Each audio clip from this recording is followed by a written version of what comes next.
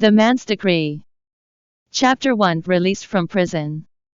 I'm finally out, Jared Chance exclaimed as he forcefully took a deep breath of fresh air. Behind him was Horrington Prison, where he had been locked up for the past 3 years. Today was the day he was released. I wonder how my parents are doing. With a torn canvas bag on his back, Jared hurried home right away. Over the last 3 years, his parents never visited him. Hence, he was worried about them. On the way home, Jared kept looking at the bronze-colored ring he was wearing. There was a lifelike dragon carved on it. On top of the dragon's head was a special symbol. The ring was given to him by Draco, a friend from prison. Draco was a strange man. He would constantly ramble on about how he was the leader of the dragon sect and knew everything, including astrology, geography, medicine, and many more.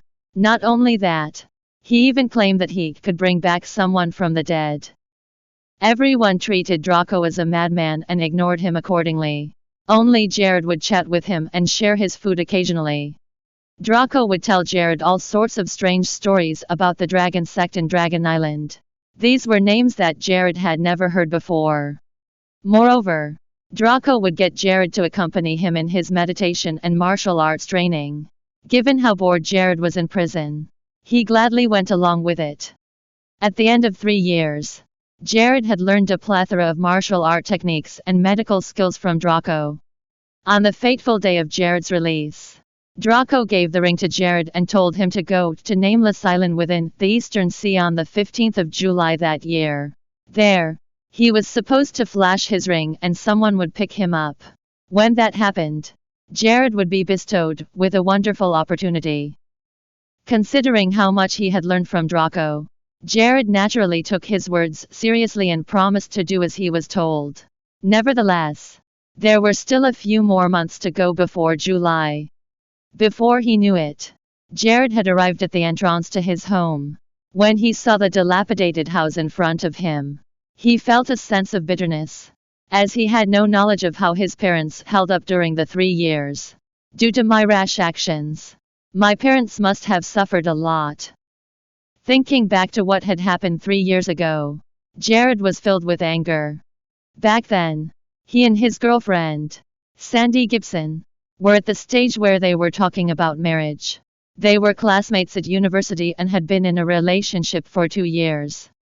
One day, when he was walking Sandy back home, both of them ran into Leighton Scott, who was drunk. Leighton was a rich kid in Horrington, well known for all his misdeeds. When he saw how pretty Sandy was, he harbored lecherous intentions against her and began touching her physically. As a famous rich kid, Leighton didn't even bother to look at Jared. Consequently, Jared was incensed when he saw his girlfriend being taken advantage of. Picking up a brick from the ground, he smashed it onto Leighton's head. One didn't need to be a genius to guess the outcome. Considering how powerful Leighton was, he called the police, who arrested Jared. Because of that, Jared was sentenced to 3 years in prison for assault. After hesitating for a long time, Jared knocked gently on the door. "Who is it?"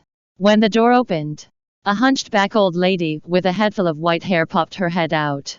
Reaching out one hand as if to feel something, she asked, "Who is it? Who's knocking on the door?" The old lady's eyes were closed shut. It could not be more obvious that she was blind. Jared was stunned the moment he saw her. His eyes widened in shock while his entire body trembled slightly. He could not believe that the old, wrinkled lady was his mother, Hannah Thompson. How did Mom end up in such a state in just 3 years' time? "Mom, it's me, Jared," Jared called out emotionally as he stepped forward to support her. "Jared, is it really you?" As Hannah used her hands to feel Jared's face, tears could not help but roll down her cheeks. "Mom, it's me. It's really me." Tears were also welling up in Jared's eyes. "Mom, what happened to you?" Jared was baffled as to how his previously healthy mother turned out this way after just 3 short years. It's a long story. Come in first before we talk." Hannah pulled Jared into the house. Seeing how empty their decrepit house was, Jared was shocked beyond belief. Although they were not rich, his father had a steady job. Therefore, they previously led a simple yet comfortable life. "Mom, what happened to our house?" Jared questioned in horror. Hannah let out a sigh. "After you left." His mother then related everything to him. After Jared was sent to prison, the Scott family didn't look past the matter. Instead, they demanded $1 million in compensation. Left without a choice, Jared's parents sold the house they bought for his marriage and borrowed a lot of money. Even then, it was not enough. Finally, they had to pay the last $300,000 in installments. Thus, Jared's father lost his job and could only find work as a street cleaner. As for his mother, she cried all day long until she went blind. That was also the reason why his parents never visited him. While listening to his mother, Jared gradually clenched his fist as his eyes glowed with murderous intent. He had not expected the Scott family to show his family no mercy. "Mom, did Sandy not help you at all?" Jared asked in a puzzled tone. "Sandy and I were about to be married. Furthermore, I was jailed defending her honor. Hence, there's no way she can sit idly by and watch my parents end up in this state. Can she?" Letting out a sigh, Hannah replied, "Let's not bring that up.